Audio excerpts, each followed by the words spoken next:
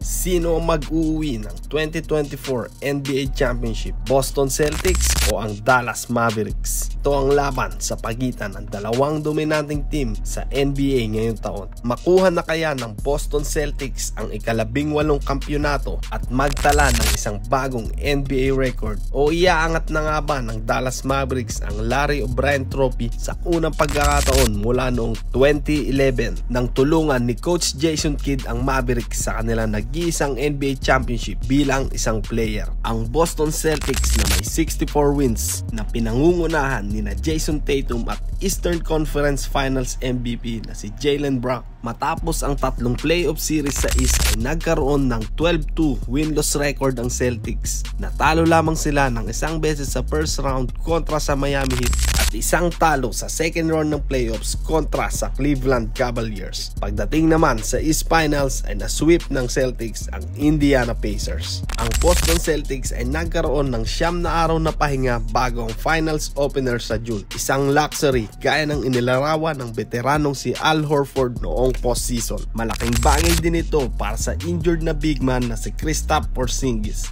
Ang 7'3" center ay makapagbibigay ng depensa at 3-point shooting sa kupunan. Na sideline si KP mula noong unang round dahil sa calf strain injury.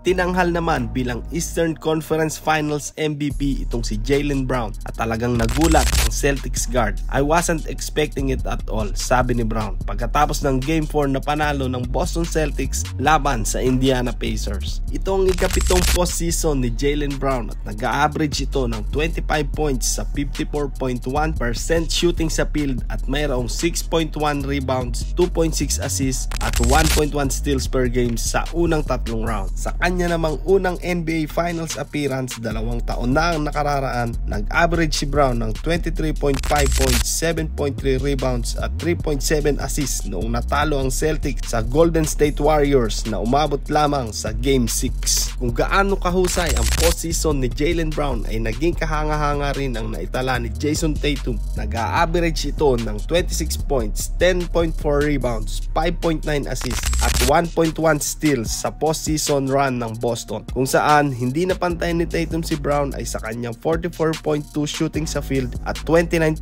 sa 3-point area. Ang 2022 finals ni Tatum ay isang lowlight sa kanyang karir. Kasama ang 5 All-Star appearances sa 7 season, may average ito ng 36.7% shooting sa field laban sa Warriors noong seryeng iyon. Umiscore lamang si Jason Tatum ng 13 points, 6 for 18 shooting na may 5 turnovers. Ngayong 2024 NBA Finals, meron siyang pagkakataon na makabawi kontra naman sa Dallas Mavericks. Sa kabilang dako naman, ang 5th seeded team na Dallas Mavericks ay mas tumibay na koponan mula noong trade deadline. Noong February ay nakuha ng koponan ang sentrong si Daniel Gafford at forward na si PJ Washington na talaga namang perfect fit para sa star duo ng Dallas na sina Luka Doncic at Kyrie Irving upang maging isang legitimate contender sa Western Conference.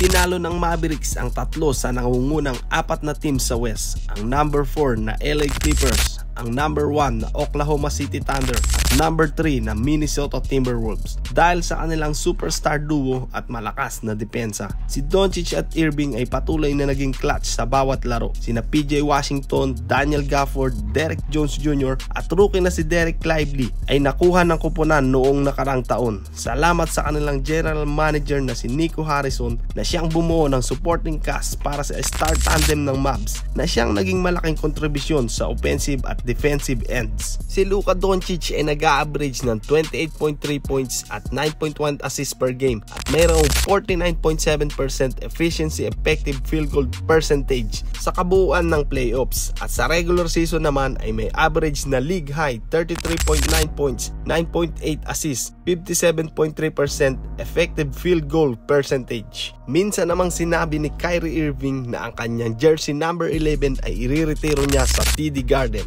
Ngayon ay susubukan niyang pigilan ng kanyang dating kuponan sa pagkamit ng championship number 18 sa mismong building na iyon. Si Irving ay bumalik sa NBA Finals sa unang pagkakataon sa loob ng 7 taon at siya ay naging perpektong tandem sa tabi ni Luka Doncic ngayong postseason. Ang 48.2% shooting mark ni Irving mula sa field pagdating sa Game 5 na laban sa Minnesota Timberwolves ang pinakamataas sa kanyang playoff career. At ang kanyang 42.3% mula sa 3 points area ay hindi malayo sa kanyang pinakamahusay na postseason noong si Irving ay nasa Cleveland Cavaliers pa. Nag-a-average ito ng 22.8 points, 5.2 assists at 3.9 rebounds sa 17 games na nilaro nito sa 2024 NBA playoffs. Sino sa tingin nyo mga idol ang mananaig? Ang best backcourt duo na sila Luka Doncic at Kyrie Irving o ang best two-way players na mayroon ang Boston Celtics? Abangan natin mga idol sa pagsisimula ng 2024 NBA Finals sa June 7 mga idol. Hanggang dito na lang, hanggang sa muli. Peace out!